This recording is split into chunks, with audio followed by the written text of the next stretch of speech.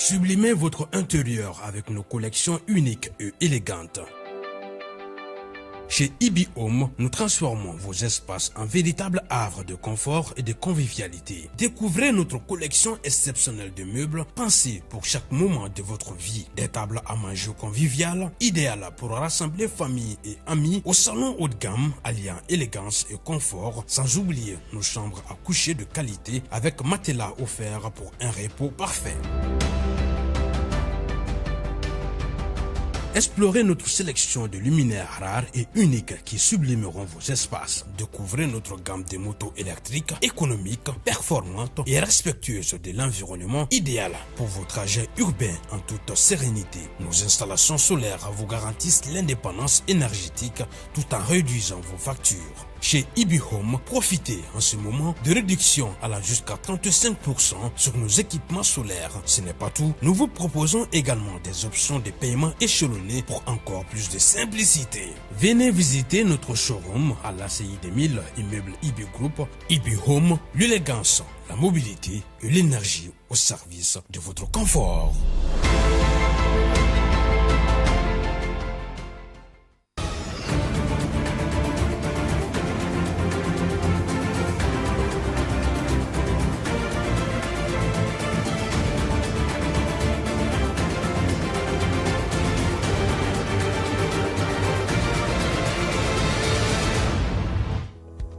Tentative de déstabilisation du pouvoir. Mado ya laɲini ka fanga dafiri nga o ma se. O maa ninnu cɛla an ka finitigilaga ɲɛmɔgɔ fila n'o ye Nɛma Sagara ani Abbas Tamiri, général d'armée do. U minɛna k'u don kaso la u ti kalo tile fɔlɔ. An b'o tɔ ɲɛdɔn bi don kibaru la.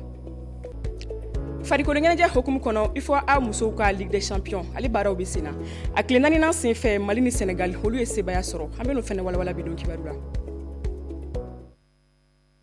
An b'aw fo ka waleɲuman dɔn Advance TV jabarani sugandili la k'aw kunnafoniya aw bisimila kuma minnu kun ye ŋunuŋunukan ye don tɛmɛnenw na olu kɛra tiɲɛ sɔrɔ lakana minisiri bɔra téléso national la ka lasilikan ye min kɔnɔ u b'an ladɔnniya k'a fɔ ko maa 11 minɛna uti kalo tile fɔlɔ ka sabu kɛ u y'a laɲini ka fanga dafiri o maa ninnu cɛla finitigilaga maa caman i n'a fɔ général d'armée Abbas Tamiri ani général d'armée Nɛma Sagara ka fara Faransi jamanaden dɔ kan Lasana Kone ale b'o tɔ walawala ye.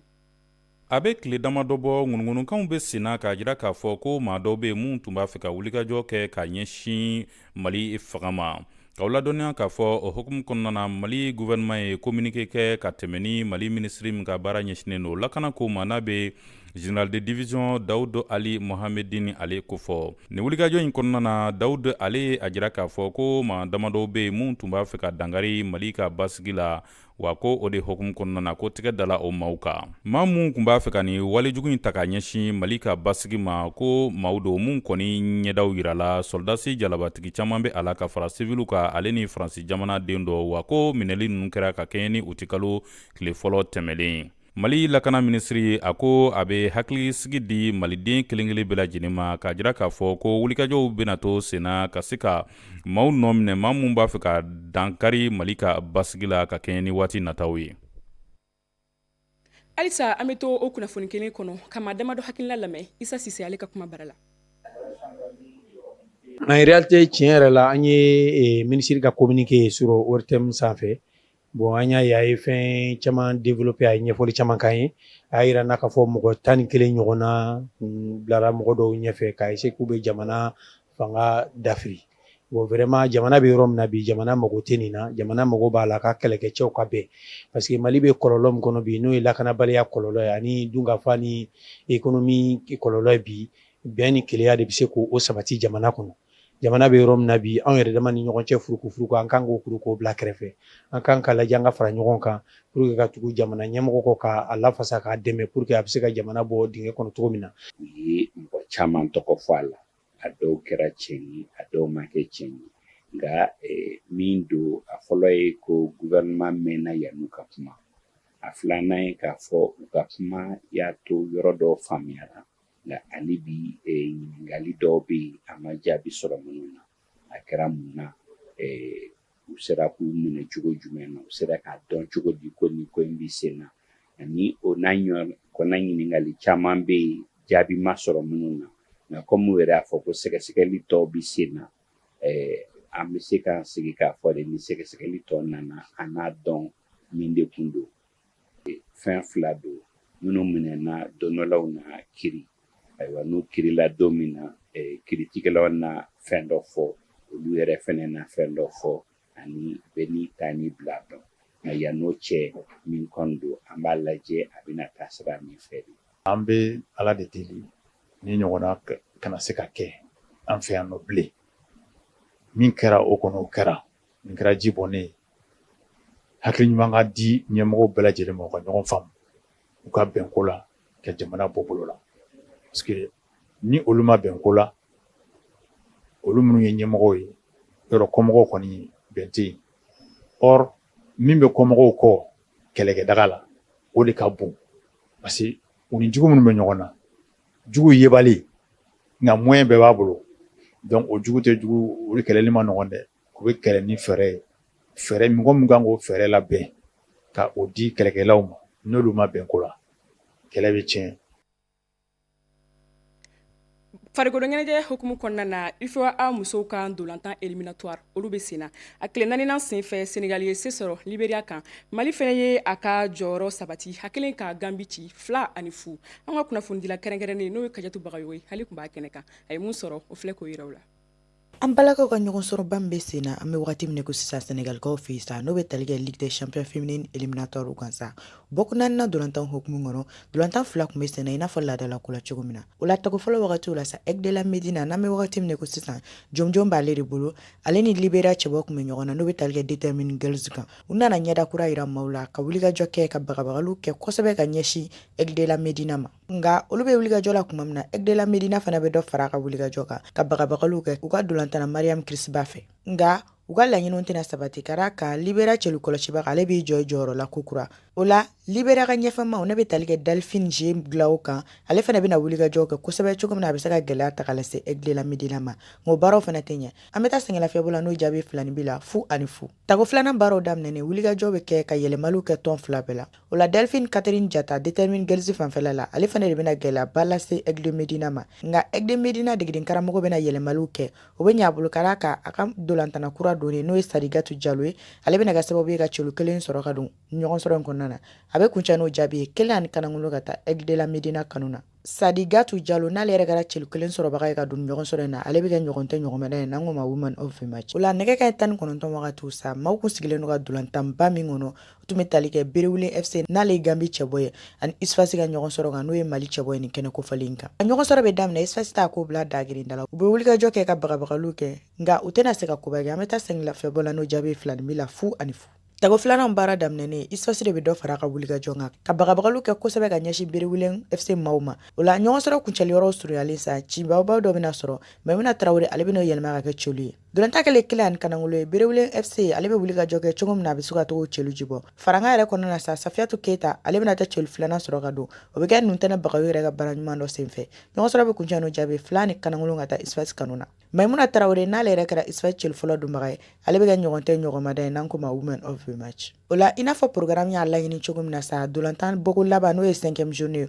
u budalen ka bila quart nata la dolantan 2 bɛɛ bɛna taa ɲɔgɔn fɛ Stade Abdoulaye Wade Annexe 1 na sa Determine Girls ale ni Berewule FC bɛ ɲɔgɔn sɔrɔ Annexe 2 la sa o wagati kelen Aigle de la Médina ale ni Aram Kamara bɛ ɲɔgɔn sɔrɔ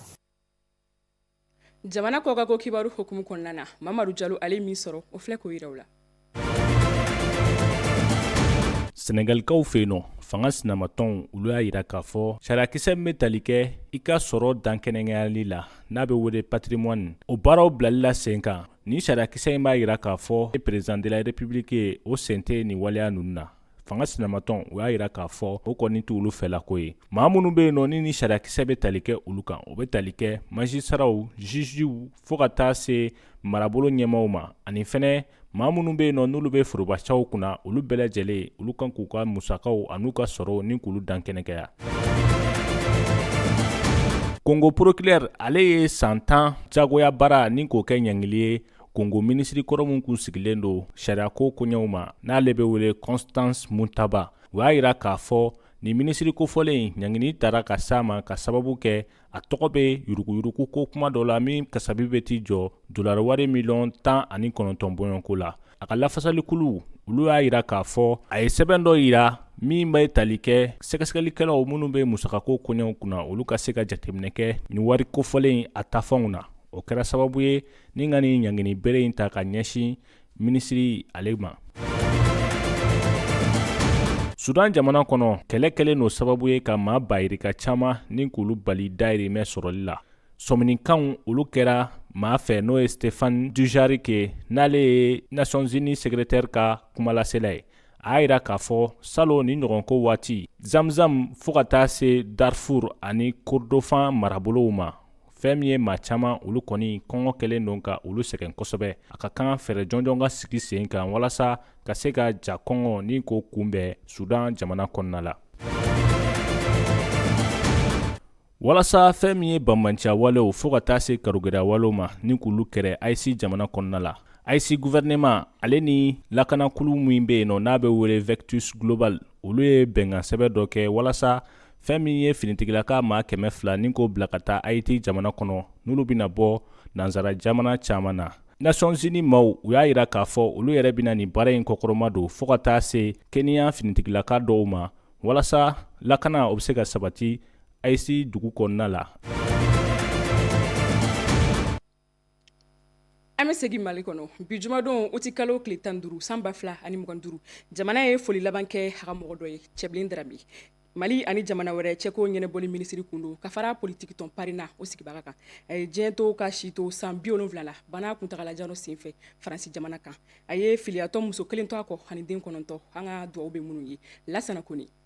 Cɛbilen Darame ale bangena juin kalo tile 9 san 1955 Ɲɔrɔ du Sahel. Ale ye maa ye min kɔni lakodɔnna teliyala ka kɛɲɛ ni wulikajɔ ye mun tara ka ɲɛsin Musa Traoré ale ka fanga ma. Musa Traoré ale ka fanga binnen kɔfɛ san 1991 Cɛbilen Darame ale segira ka na Mali la ni o kɔnɔna na a ye wulikajɔ caman kɛ furankɛla fanga kɔnɔna na mun bɛ tali kɛ bɛjɛ fanga sinsinni ko la. O hukumu kɔnɔna na Cɛbilen Darame a ye jɔyɔrɔ caman kɛ ni o ye minisiriya jɔyɔrɔ ye. A ka jɔyɔrɔ laban bɛnna min ma o de kɛra Mali ale ni jamana wɛrɛ cɛko ɲɛnabɔli minisiriso minisiriya ye. Cɛbilen Darame maa dɔ fɛnɛ bɛrɛbɛrɛtɔn bɛ wele ko Parti pour la Renaissance Nationale bakurunba fɔla n'a bɛ wele ko PARENA. Ale kɛra maa ye min ye o tu fɔlɔ tigɛ. Cɛbilen Darame maa tun don min furulen don Kajatu Konare ale ma ni o ye Mali président kɔrɔ Alpha Umaru Konare denmuso ye wa den 9 o de bɛ u ni ɲɔgɔn cɛ. Mali jamana marabajɛkulu ka fara jamanadenw bɛɛ lajɛlen kan olu farala ɲɔgɔn kan ka taa sibila ta ka ɲɛsin Cɛbilen Darame ma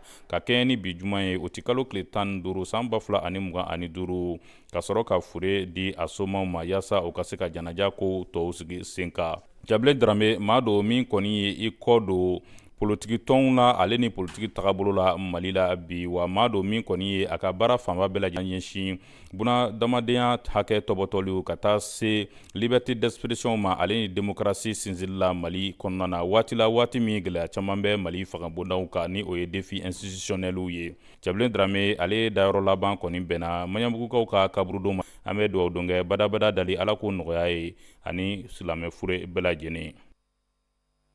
Alisa an bɛ duwawu kɛ Cɛbilen Darame ye ko ala ka badabada dali ala k'o nɔgɔya ye ala ka anw yɛrɛ ni diɲɛ fara ko ɲɛ o bɛ dan sigi bi kibaru la aw ni cɛw ka kulomajɔ la aw kan bɛ sɔni tubabukan don kibaru la ala ka don wɛrɛ yira an na.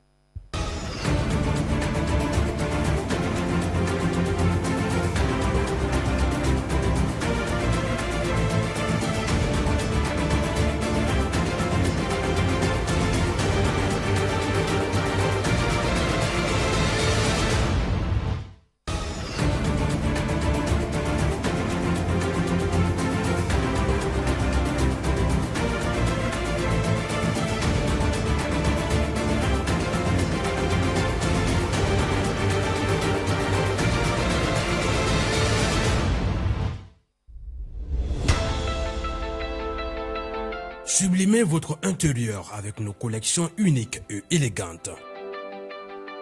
Chez Ibi Home, nous transformons vos espaces en véritables havres de confort et de convivialité. Découvrez notre collection exceptionnelle de meubles pensés pour chaque moment de votre vie. Des tables à manger conviviales, idéales pour rassembler famille et amis au salon haut de gamme, alliant élégance et confort, sans oublier nos chambres à coucher de qualité avec matelas offerts pour un repos parfait.